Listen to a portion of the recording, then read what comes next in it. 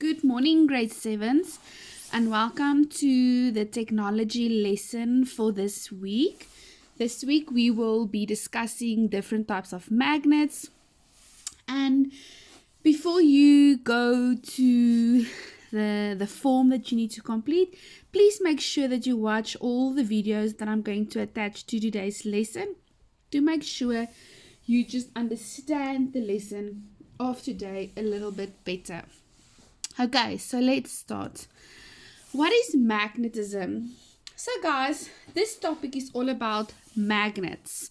I don't know who of you ever played with magnets before, but if you pick up a magnet, for example, and you want to play with pins or paper clips, you will realize that if there's magnetism inside, it will definitely pick up the pins or the paper clip. Now, let's see why it picks it up and what is inside mechanisms and stuff like that that make sure that that can happen. But before we get there, let's first look at a few definitions. Magnetism is the force that pulls, in other words, attracts, or pushes, repels, an object which contains metal towards or away from a magnet. That is magnetism. And later on in the slides, we are going to look at what pushes an object away, and in other words, repels, and what attracts. Obviously, magnetism attracts if you use the opposite poles, and also attracts if you use materials that has magnetism inside. And obviously it will repels or pushes away if it does not contain magnetism inside, or in other words, we say the same poles. A magnet has an area around it over which it can exert a force on objects. And that is what's causing the magnet then to uplift the paperclip, for example, or a pin. The further away the object is from the magnet, the weaker the force. This is then also called the magnetic field. So the closer to the front, the stronger the magnetic field. The further away you are from the object, the weaker the magnetic field or force then will be. Now we get to different types of magnets that I want to do with you today, but there's also other examples that we get. This one on the left is a horseshoe magnet, and you will see that it's got a north pole and a south pole. This one on your right is a bar magnet, where there's also a north pole and a south pole. Now let's look at a few keywords that's going to help us to understand this topic a little bit better.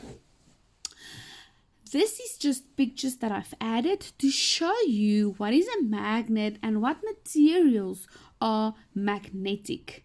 Okay, so here you can see fridge magnets, electronic magnets. For example, if you open a fridge, you will see a fridge is only able to open and close with an electronic magnet. And then we get materials like paper clips, iron, nickel, and so keywords. The first one is a permanent magnet. Now a permanent magnet will always have a force. There will always be magnetism in a permanent magnet. The main purpose is for it to be a magnet, like the pictures there at the bottom. A magnet that keeps its magnetism for a very long time, even when it's not located with a magnetic field. One end of the magnet is called the north pole and the other the south pole. In other words, magnetism is always there. It is permanent. It will always be a magnet. Like the bar and the horseshoe I've showed you. And there's other different shapes and forms that they use as magnets. So as long as you guys remember, a permanent magnet will always be a magnet. There will always be magnetism inside that magnet. There will always be a magnetic field. Their main purpose is to be a magnet, and it will never ever go away. Then we get temporary magnets. Now, temporary magnets is the total opposite of a permanent magnet. A temporary magnet is an object that is magnetized by a magnetic field but loses its magnetism when the field is removed, where with permanent that doesn't happen. It remains magnetized for only a small time interval as compared to a permanent magnet. The materials that are used to make a temporary magnet are usually soft materials that have low magnetic properties such as iron or steel. If you look at the pictures here at the bottom, you can see if you use a steel nail picking up a paper clip, it's not going to be very strong. The magnetic field is not very strong because it's a temporary magnet. You can easily separate it from one another. It won't be so difficult, and that won't be a permanent magnet. That is just temporary, usually soft materials like you can see in the pictures, usually using iron or steel, and it loses magnetism the moment you remove, for example, the steel nail from the paperclip. Another key word is poles. The ends of a magnet where the magnetic forces are the strongest. That is your poles. Now we get two poles, north and south. Now you guys must please remember that north and south is obviously unlike poles, and they will always attract. That is where the magnetic field will always be strong. But like poles, repel. So if you put the north and north sides together, you won't get the magnetic force. But if you put north and south together, that is where you then will get a very, very strong magnetic force. Now, the magnetic field is the space in which the magnetic effect is felt. Now, you can see by looking at the pictures, all those black lines and arrows are then called the magnetic field. So please remember that where you feel the force, that is the magnetic field, and it's indicating with the arrows. Keepers is our last keyword. That is iron bars that are placed between the poles of permanent magnets to preserve the magnet's strength by providing paths for magnetic fields lying between opposite poles. Now you guys will see a magnet keeper is just to protect the force of the magnets.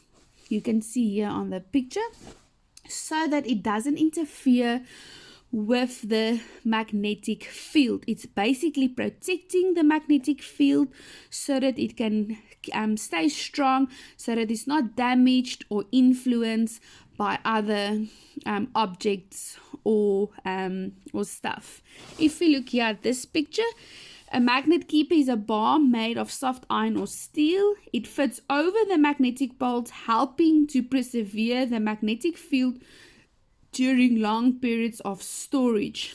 So it's just there to protect your magnetic fields, your north and your south poles, so that it doesn't get damaged and you can still use that field. It's going to be strong for a very long period of time. Now, what do magnetics do?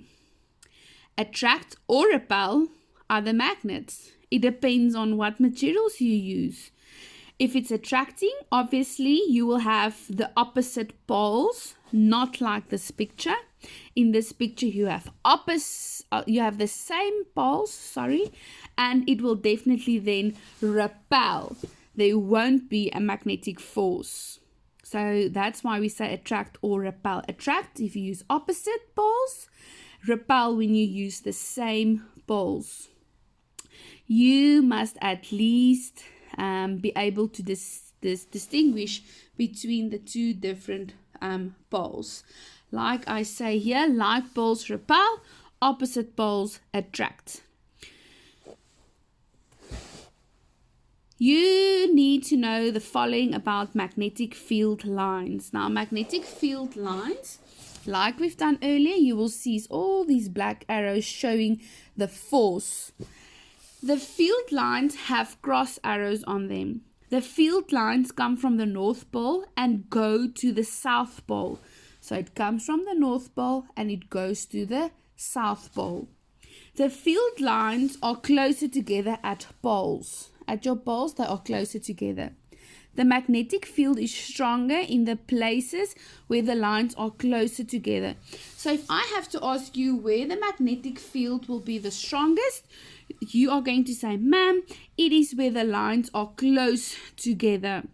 The further away from the magnet, the lines get further and further apart, showing that the field is much weaker. So the further and the further and the further and the further apart, you will see that here at the ends, the magnetic field will be weak. But here where they are close to one another, that is where they will be very, very strong. How to handle magnets correctly? First of all, store magnets in their boxes in a very safe place. They must not be stored close or near any electrical devices, equipment like computer hard drives, which are damaged by strong magnetic fields. Store magnets with their keepers in place, just like the pictures. There's a keeper, there's a keeper. It's protecting your magnet so that you don't damage the magnetic fields. Otherwise, your force won't be strong anymore. Keepers keep magnets strong. They provide a path for the magnetic field lines between opposite poles and magnets. Never drop, heat, or heat magnets. If a magnet is dropped, heat, or heated, the magnetic particles that previously lined up with each other will then be very weak. Last one for today. What are the material that's magnetic? Iron, cobalt, and nickel.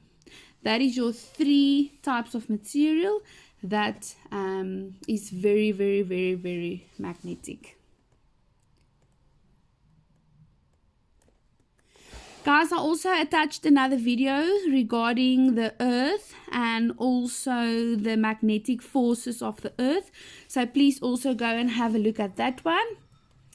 And then please watch all the videos and then open the link on your PDF document below, like I've showed you here, to complete the form for this week. I really hope you enjoyed the lesson. If there's any questions, we will answer and discuss them next week. Bye guys, love you, enjoy your day.